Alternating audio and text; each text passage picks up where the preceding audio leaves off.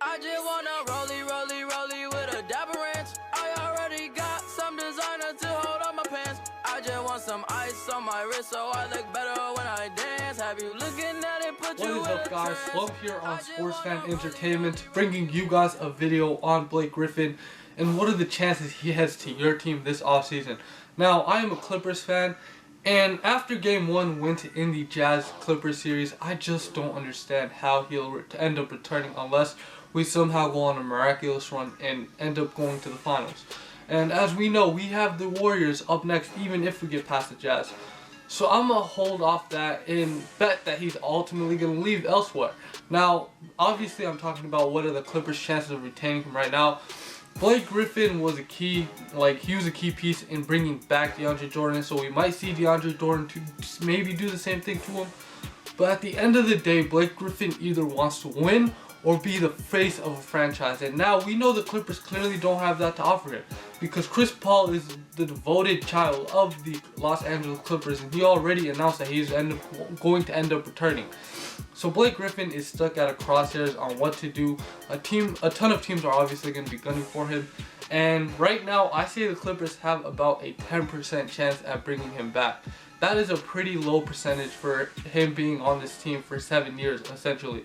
So it's a bad look, but hey, it is what it is. Blake Griffin might no longer be a Clipper, and that's just fine because if we get Melo and D-Wade, I'll be happy. Now, the second team that has a chance of getting him is obviously the Oklahoma City Thunder. Now, the Oklahoma City Thunder have one superstar, and that's it.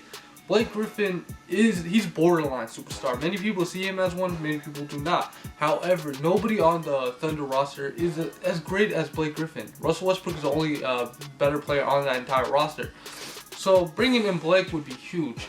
I can see this duo meshing pretty well. I can't see a dude like Russell Westbrook not having fun with Blake Griffin, who's just an emphatic dunker just like he is. I mean, Blake Griffin is not a shooter, so do not expect this Thunder's team, even with Blake Griffin, to dominate. But hey, it is a possibility. Blake Griffin grew up in Oklahoma, for God's sakes, and he went to Oklahoma for college, hence why I became a Clippers fan. I noticed him in the games at Oklahoma, so I was like, man, you know what? I'm going wherever he goes because the Sonics left town, and there's nothing for me to do. But Blake Griffin and Russell Westbrook, I'd love to see that pairing, especially after the rough breakup the Oklahoma City Thunder and Kevin Durant had last offseason. It'd be good to see Russell Westbrook get a partner in crime. And with the Oklahoma City Thunder, I give him about a 15% chance at bringing him back. So now there's only two teams that have a 25% chance of getting him. So the third team I want to bring up, the Los Angeles Lakers. Now the Los Angeles Lakers are longing for a dominant big. They're longing for an identity right now. They're having an identity crisis, alright? The second Kobe left, what are they? Nobody knows. Even my friends that are Laker fans really don't know what's going on with the team. Like, who is the key guy? They don't have none. This man, D'Angelo Russell, is not doing good at all. I mean, yes, he scores a lot of points in some random games, but overall, he isn't a consistent player. The Lakers need somebody who can consistently come in and drop 20 points a game, and Blake Griffin has obviously been doing that his entire career. I mean, Blake Griffin just this season had 21 points and 9.5 rebounds per game, I believe. He's been good, alright? And his game is not slowing down by any means. Now, Blake Griffin has this ridiculous athleticism. But he ain't stupid. He knows that that's obviously going to be going away. That's why he's been practicing his mid-range jump shot, his three-point jump shot. He's just been progressing as a player as the years go on. So Blake Griffin still has chances to dominate in the NBA. Now, it'd be weird. The best scenario for the Los Angeles Lakers is drafting Markelle Fultz and getting Blake Griffin. If they do that, they're headed to the playoffs. I'm being 100% honest. If they get those two guys, they're making the 8th seed or 7th seed next season in the Western Conference. It is just the little things that can change everything. Those two guys together will make for an inseparable duo. Now, Blake Griffin, he will come. Blake, who's on Lakers right now? Ivica Zubac, Timothy Mozgov, Tariq Black. No big man that's actually dominating. No big man that can somewhat run the pick and roll effectively. Hence why D'Angelo Russell is currently struggling, and hence why he won't be able to succeed on this team. A team D'Angelo Russell will be able to succeed on is like the Memphis Grizzlies, a team that runs slow-paced basketball. The Lakers have some fast-paced guys and some slow-paced guys. Their offense doesn't mesh well at all.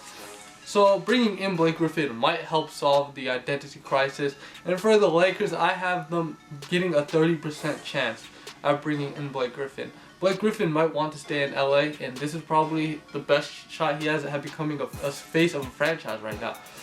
And lastly, the team that I believe has the biggest shot to bring him in and the biggest shot to wow him in their meetings happens to be the Boston Celtics. Now, the Boston Celtics right now have a bigger problem than any of these teams, because right now the Boston Celtics are a legitimate contender in the Eastern Conference. They lost to the Chicago Bulls for one reason only. They couldn't rebound. Like, Al Horford is not a great rebounder. Amir Johnson just fell off the cliff after he left Toronto. Like, let's be honest, alright? After 2014, he's just never been the same player ever again. He averaged about 4.6 rebounds per game or 6 rebounds per game, something like that. Not good at all. This man, Al Horford, who is the center, is a true position power forward. And what did he do this season? Averaged 6.8 rebounds per game. This is not a good look for the Boston Celtics. Isaiah Thomas shouldn't be rushing for the boards all the time. He is a point guard. He's a 5'8" point guard, alright? That's not his main objective. His main objective is to facilitate and score. And if he's out here worrying about these rebounds, your team is just not going to be great or great enough to win the title. Now, there are a ton of free agency acquisitions the Boston Celtics can get.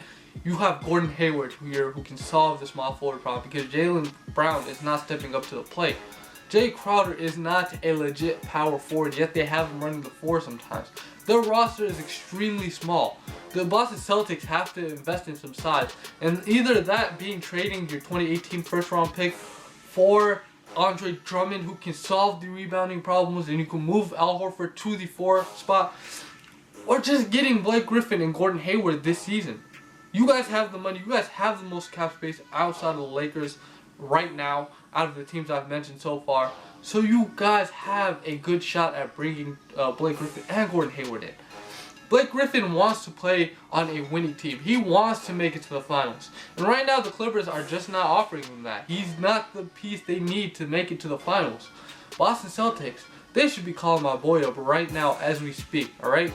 After the season ends or whenever Blake Griffin gets eliminated, Isaiah Thomas should be headed over there talking to him. Don't get yourselves in trouble, but he'd be a perfect fit in Boston. I know some people who, I have this one friend who is a diehard Boston Celtics fan. He hates Blake Griffin. I don't know I don't know why, but he somehow likes Al Horford being the center. He might be deranged or whatever, but you need a guy who can come in here and average 10 rebounds per game. Blake Griffin is playing with a dominant board grabber in DeAndre Jordan, and he's still getting 10 rebounds per game. Imagine putting him at the 4, keeping Al Horford at the 5, but allowing Blake Griffin to grab most of the rebounds. Blake Griffin is going to come down with 13 rebounds per game for the Boston Celtics. That'll solve some huge problems, as well as his scoring ability and his ability to finish at the rim. So I give the Boston Celtics a 40% chance at getting this man. Now, obviously, I'm going to leave 5% chance out because any team has a chance in the NBA.